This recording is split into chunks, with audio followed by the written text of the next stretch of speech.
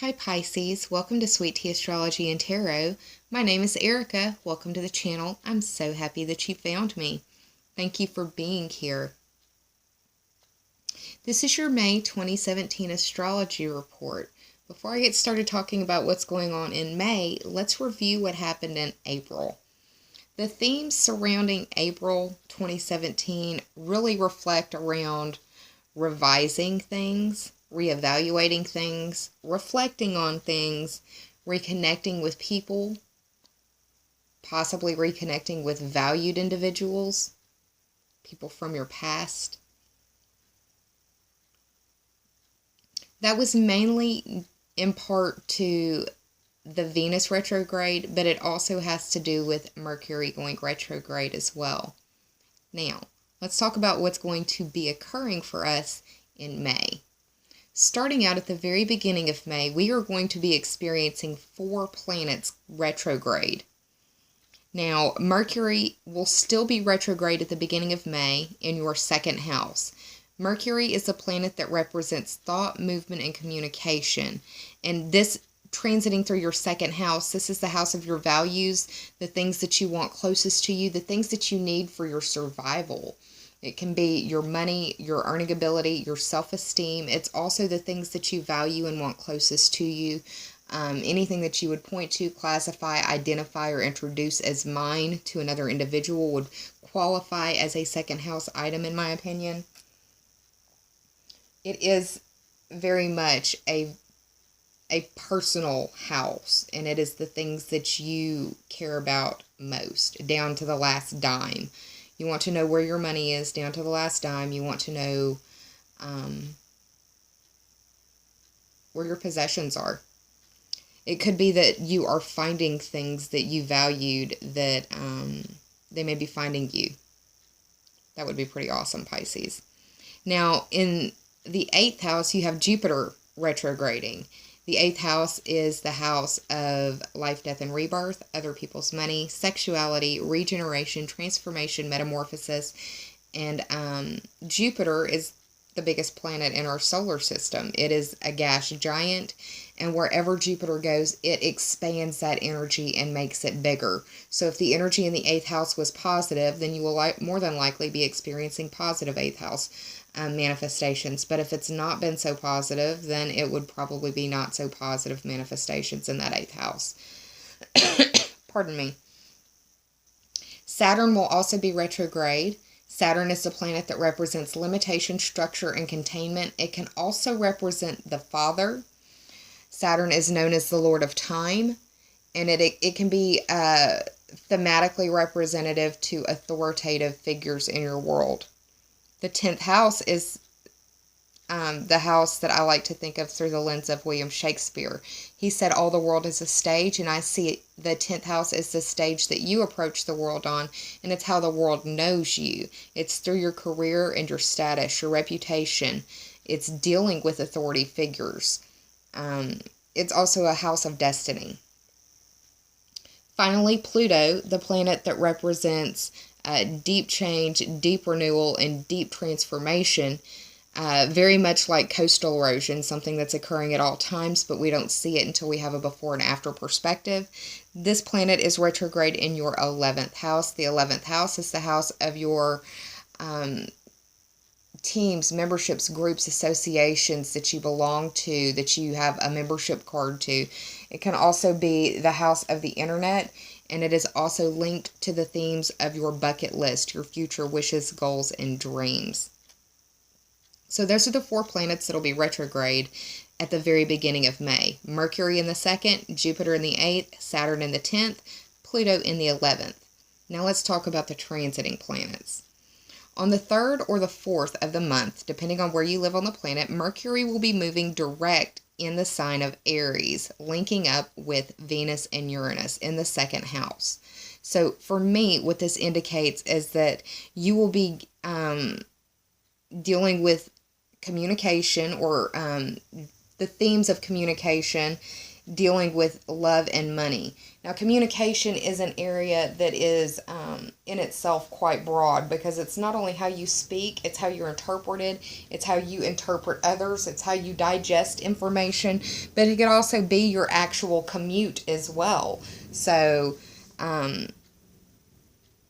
pay attention to those themes in that second house, and understand that where it may have felt like you were being blocked or restricted, it may feel like you are now more freely able to move about in the confines of that second house.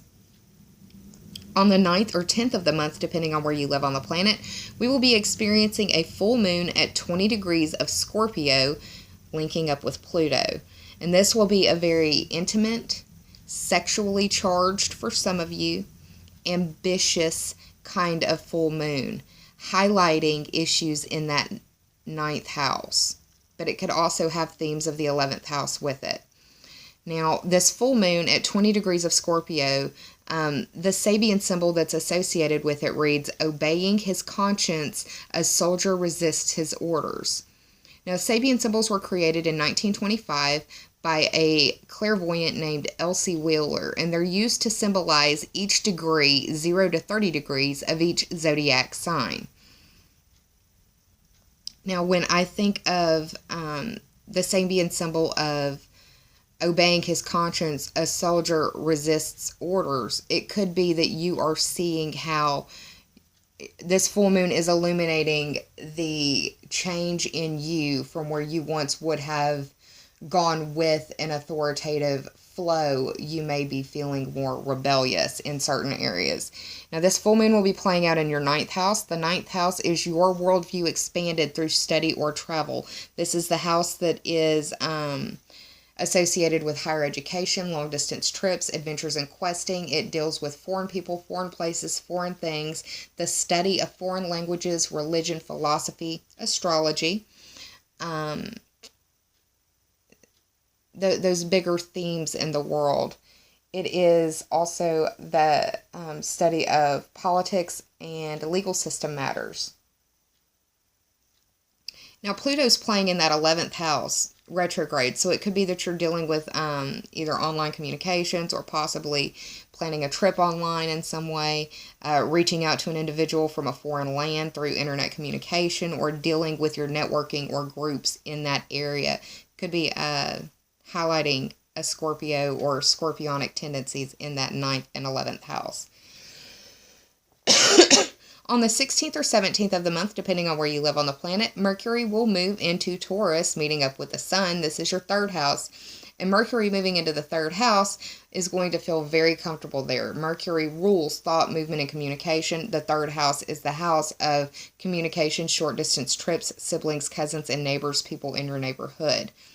Communication, once again, like I spoke about earlier, is not only how you speak and how you interpret others, but it could also be your commute, and it can be your communication devices as well. So it may be that you are starting to feel or see progress in that 3rd house around the themes of thought, movement, and communication in the area of life, dealing with siblings, cousins, and neighbors, or people in your neighborhood.